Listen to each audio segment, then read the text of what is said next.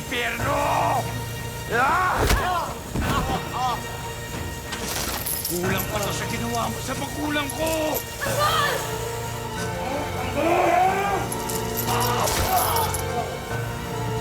Tama na! Ayoko na!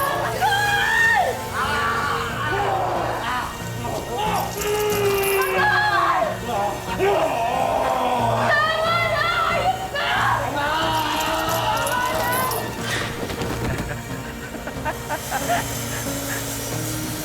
Game over, Tanggol. Wawarakin ko ang laman loob mo.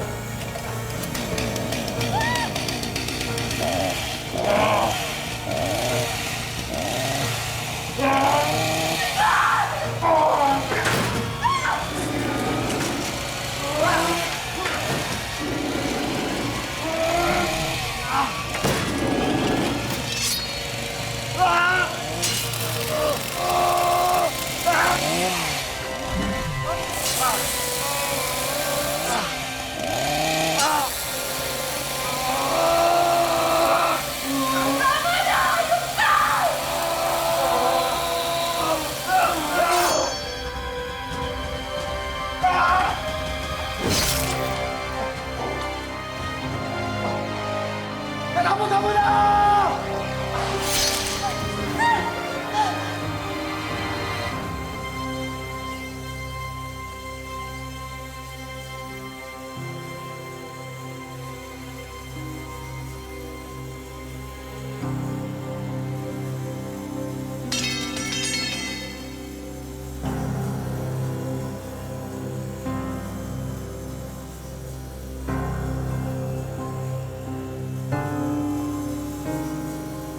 Tanggol! Okay. Tanggol! Tanggol, tulungan mo ako dito. Tanggol, mag-ingat ka. Ha? Tanggol! Salamat. Salamat. Niligtas mo ako.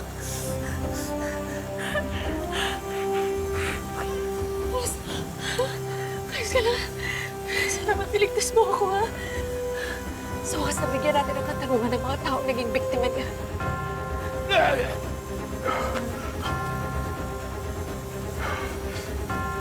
Tanggol! Tanggol! Oh, buti na lang ligtas ka! Tanggol! Tanggol, halika na! Baka bigla may dumating ng mga pulis! Sige na. Umalis na kayo. Ako na bahala magpaliwanag sa kasabay ko. Tanggol, halika na! Umalis na kayo! Tanggol, halika na! Bilisan mo! Tanggol, mag-ingat ka. Kaya na!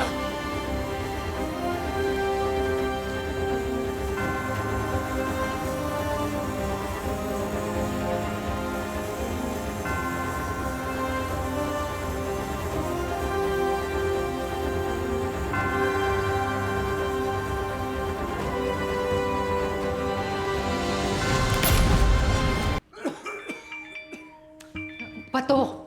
Kanina pato ah.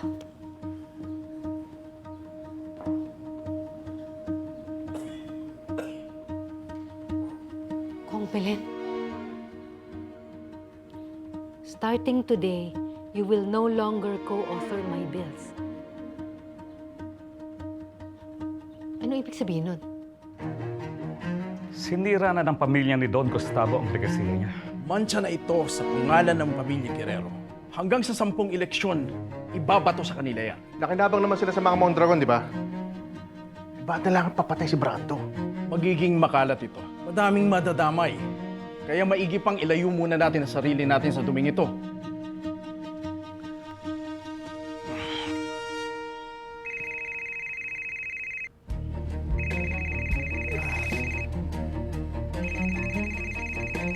Si Congressman Luntok, ma.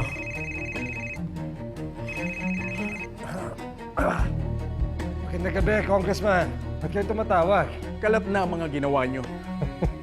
Ko, ano ba? Wala kaming kinalaman dyan, Kong. Oh, come on, Mayor. Hindi ko naman sinabi sa iyo na aminin mo sa korte. Pero, huwag mo naman akong paikutin. Paalala lang, hindi ako pwedeng madamay sa iskandalo nyo na yan. Angkinin nyo yan. Dahil kapag nagturo kayo, Are you threatening me? hindi ko kailangan magbanta sa taong may banta na ang political career.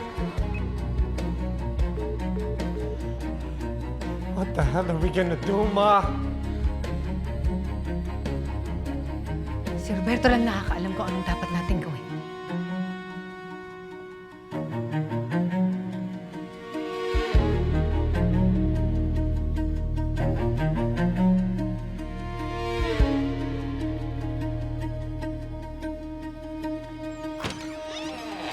Emilio, si Kong. Pasok kayo. Kong, may bisita tayo.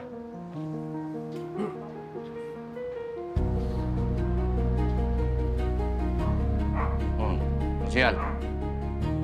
Ba't nandito kayo? Kung gusto lang po namin ipaalam na tumalikod na po kami sa mga gurero. Nakita na po namin na tama ang ipinaglalaban ninyo. Nabulag lang po kami sa mga gerero. Hindi ba loyalist kayo ng mga guerrero? Ba't ngayon pa friendly kayo sa amin? Anong drama yan?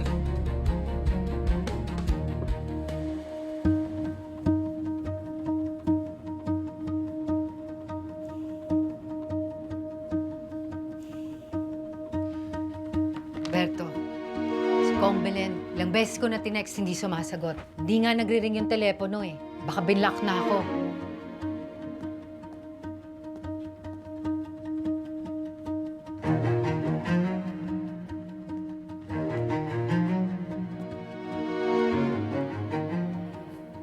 Kuya, Congressman Lontok just called. Sabi niya, wag daw natin siya idamay sa gulo natin. Nagkakalaglagan na, Kuya. Now, I think ilaglag na natin sila bago pa nila tayo ilaglag, Kuya. Bakit yung tinalikuran ng mga gerero? Konsyal, hindi na po kasi namin masikmura yung tiwaling pamamanakad nila sa Manila. Matagal nang tiwali ang mga gerero. Ngayon umaanib kayo dahil nagkakaipitan na at nasusukol na ang inyong mga amo. Ma'am Matilde, sana naman po maintindihan nyo rin kami.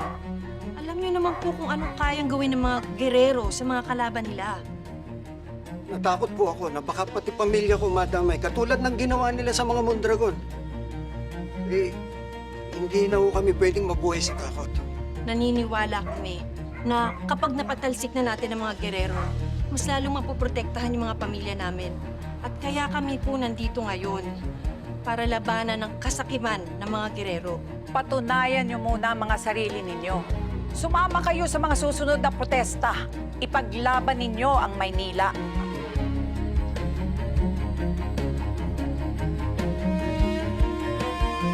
Roberto, ano bang gagawin natin?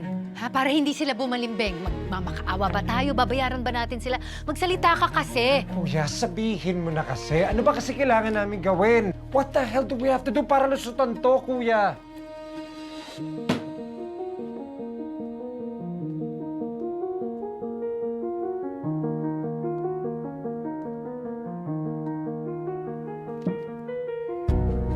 Kailangan gawin ang dapat gawin para kahit isa sa kanila ay hindi babaligtad.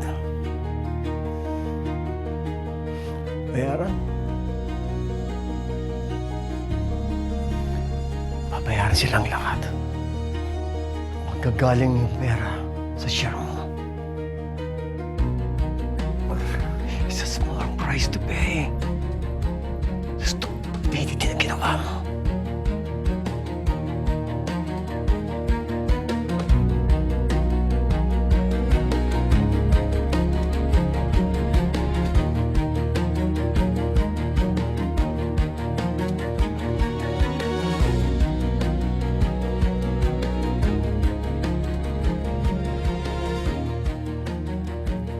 Asahan namin kayo, ah. Maraming salamat po ako. At Salamat po. Salamat. marami pong salamat, Noda, Mama Matilde, mga konsyal.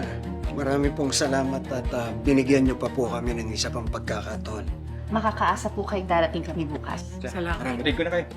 Salamat. Salamat. Tingnan kayo. Salamat. Ay, Nakaalis na sila. Teka. Nakakasigurado ba tayo sa kanila? Paano kung traidorin tayo ng mga yun?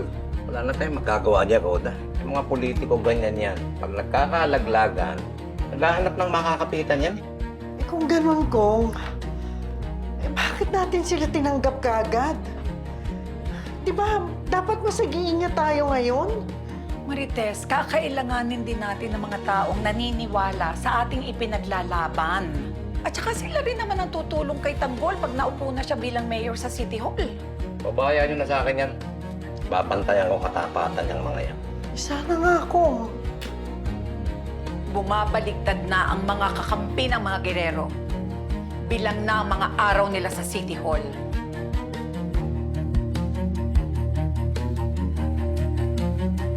Vasquez, Sir, nasa si Garcia?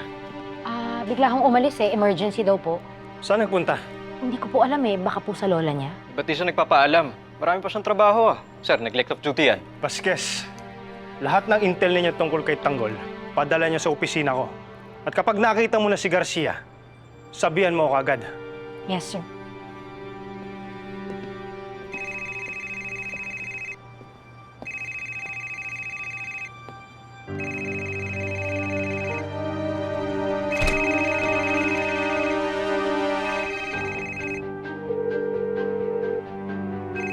Hello, Ponggay. Hello, Sana. Ano ka ba?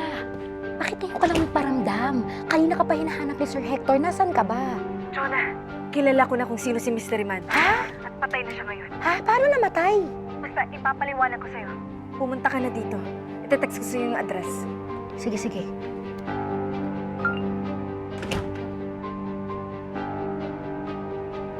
Nasaan siya? Sir, nasa Villa Estrella daw po si Ponggay. Natagpuan po niya yung Riverside Killer. Villa Estrella. Abad, ihanda mo lahat ng tauhan. Pupuntahan natin si Garcia. Copy, sir.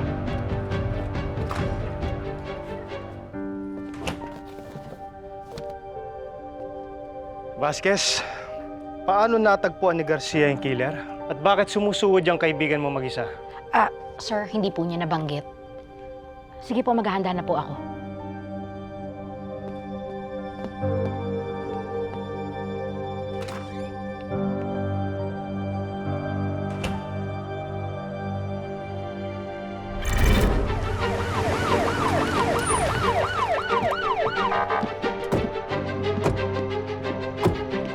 Ben, secure the area! Move!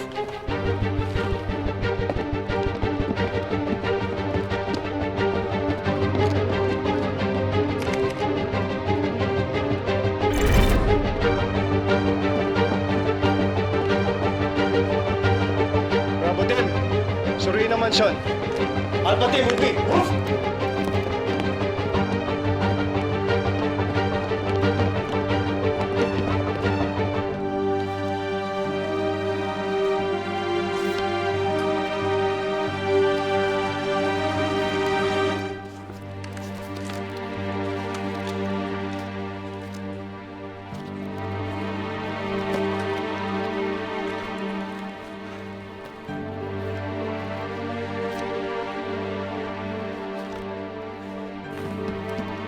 Ano nangyari?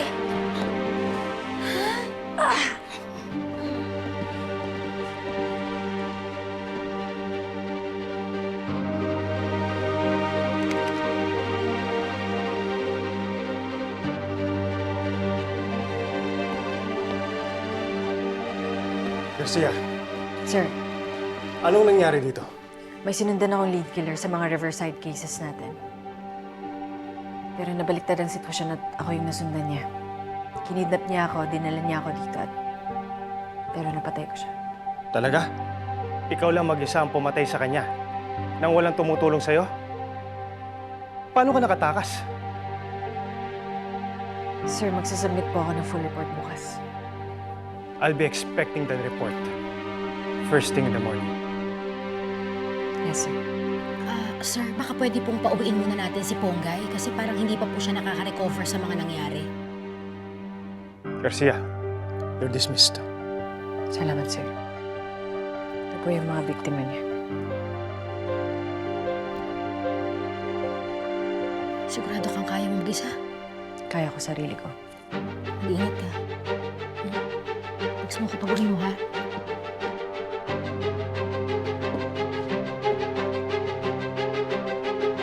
Yung bangkay, i-ID ninyo. At lahat ng ebidensya, secure niya ha. Klaro? Sige, pare. Kong, maiwan muna namin kayo. Babantay lang kami sa labas. Mag-ingat kayo, ha? Sige. Hindi ka sigurado. Oh. Alam niyo ba na nakausap ko na yung NEC Commissioner? O ano po yung sabi? Malapit na daw matapos yung recount sa NEC. Mabuti naman. Maganda. Ngayon, mapapatunayan na ang pandaraya ng mga girero. Oo nga. Pero Marites, namataan daw yung mag-ama mo si Santino, ha? Saka si Rigor, doon sa San Dimas. Mukhang bumalik na si Santino kay Rigor. Aba, mabuti naman at umalis na si Santino sa mga girero. Oo. Oo nga, Tinding. Pero ang inaalaala ko naman ngayon, magkasama na si Rigor at saka si Santino. Sigurado ako kung ano na naman ang kasinungalingan na binubulungan niya sa anak ko. Hindi naman ako masyado nag-aalala kay Santino. Nag-aalala ako kay Tanggol. Bakit ko? Ano nangyari kay Tanggol? Namataan daw yan sa pagkamatay ni Erica at saka Gustavo Guerrero. Kutuban ako, ha? Baka mamaya may kinalaman yan doon. Naku, hindi. Walang kinalaman si Tanggol doon. Isa pa lolo ni Tanggol si Don Gustavo kung hindi niya kakayanin na pumatay na sarili niyang dugo. Pero Marites, narinig mo naman mismo kay Tanggol at kay Ramon na maghihiganti sila sa mga girero. Oo nga, Tinding, pero hindi mo rin kayang pumatay ni Tanggol, lalong-lalo nang alam niya na dinadala ni Erica yung anak ni Santino. Marites. Nagsasabi lang ako ng totoo, ha? Sa nalalaman ko. Dapat yan si Tanggol. Mag-ingat yan. Dahil kapag napatunayan ng mga girero na may kinalaman siya sa pagpatay, kahit makaupo pa siyang mayor, sigurado makukulong yan.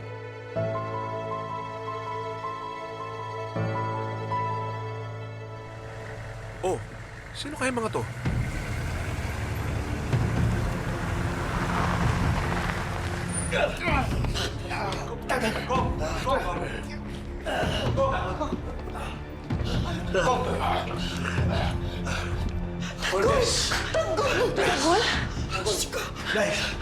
Tanggol? Ramon! Ang ginagawa niyo rito? Kung pasensya na. Wala na kami ibang matutulong yan. Kailangan namin ng tulong ninyo. Tanggol, ano bang nangyari sa inyo? Ano ba nangyari, anak?